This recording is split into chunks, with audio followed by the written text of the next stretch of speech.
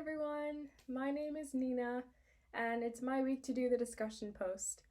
I believe it's week 11 on our syllabus, and I'll be discussing the documentary film titled The Black Panthers Vanguard of the Revolution.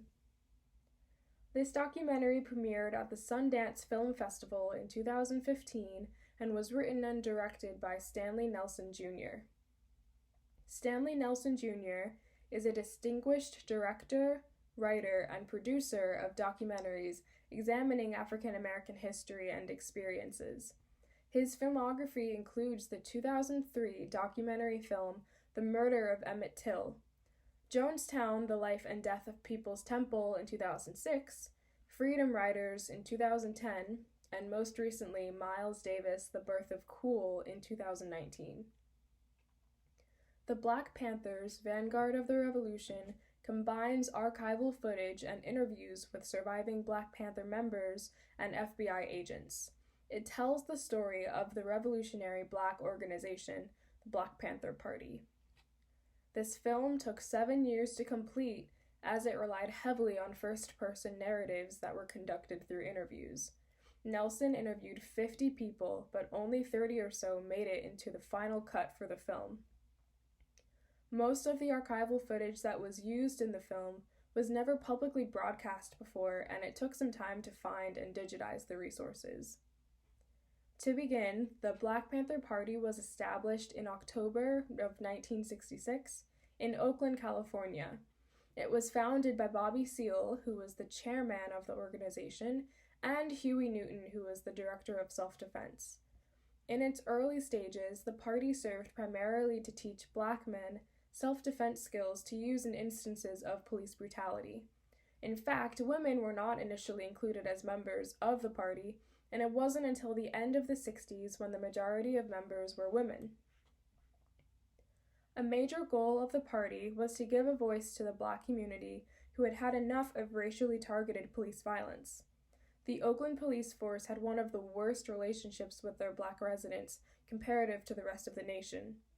America was still stuck in the shadow of Jim Crow laws, which were not fully overruled until 1 year before the establishment of the Black Panther Party. The film has footage of Huey Newton discussing how the party chose Panther as its name.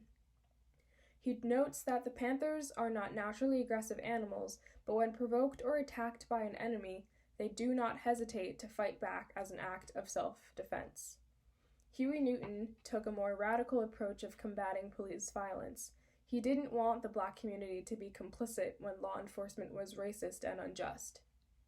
One of the Black Panther Party's core practices was patrolling and monitoring the behavior of police officers and the Oakland Police Department. They wanted Black citizens to have the right to openly carry firearms to aid their cop watching. This resulted in many fatal firefights with policemen and deaths among members. By 1969, the Panthers focused primarily on a variety of community social programs.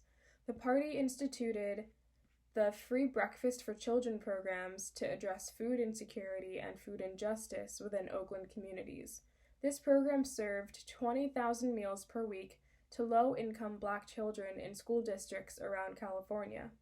They also held community health clinics for education and treatment of diseases such as sickle cell anemia, tuberculosis, and later HIV/AIDS. The party had a 10-point platform that they promoted at every event. Some goals that they noted were racial freedom, education for all people, decent housing, immediate end to police brutality, welfare, and affordable health care. They believed in dismantling capitalism entirely due to the way that it creates and maintains a working class. They believed that this was intrinsically wrong and hierarchical. After riots at the Sacramento Capitol, the party began to grow in numbers, sparking a following in cities around the nation. Many teens from around the country expressed interest in joining the Black Panther Party, but the party began to struggle internally. By this time, most members of the party were teenagers. This was unprecedented in any social movement, so it was alarming to see such momentum among young people. The party itself experienced many hardships, especially by J. Edgar Hoover, who was the first director of the FBI. He viewed the Black Panthers and any form of black organizing as a threat to the status quo. The equality and freedom for black people was a threat to him. He started a counterintelligence program that would expose, discredit, and uproot black nationalist programs. According to the documentary, 245 out of the 290 COINTEL actions were against the Black Panthers. He wanted to keep these programs secretive from the public.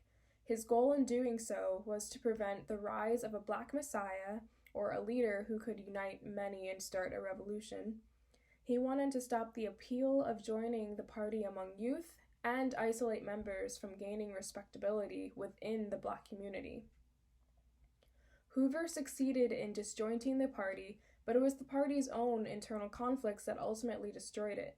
The Panthers split into two factions that were led by co-founder Huey Newton and Eldridge Cleaver, who was the former Minister of Information. Cleaver felt that Newton's nationalist tendencies weren't leading the party in the direction he had hoped they would go, so this was his attempt to save what was left of the group. The party membership peaked in 1970 with 68 offices nationwide and thousands of members, but began to decline during the next decade.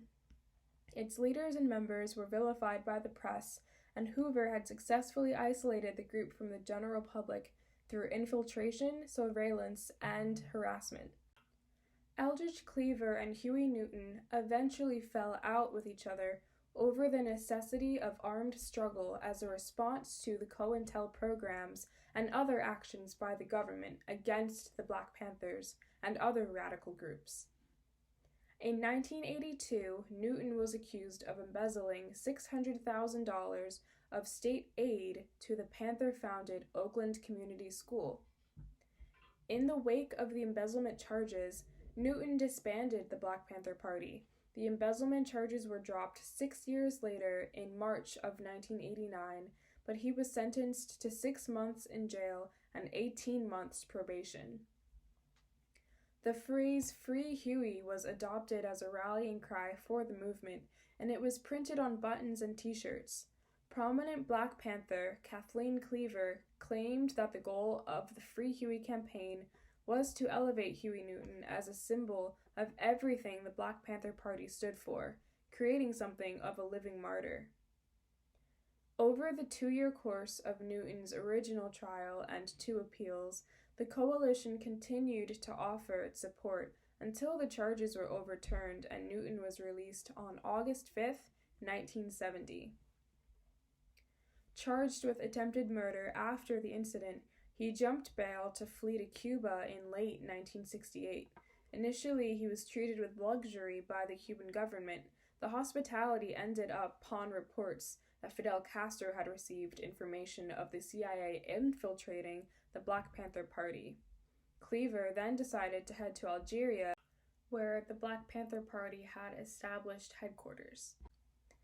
The documentary ends by noting that Bobby Seale ended up running for Oakland mayor and brought the majority of the Black Panther members back to Oakland to help improve the black voting turnout.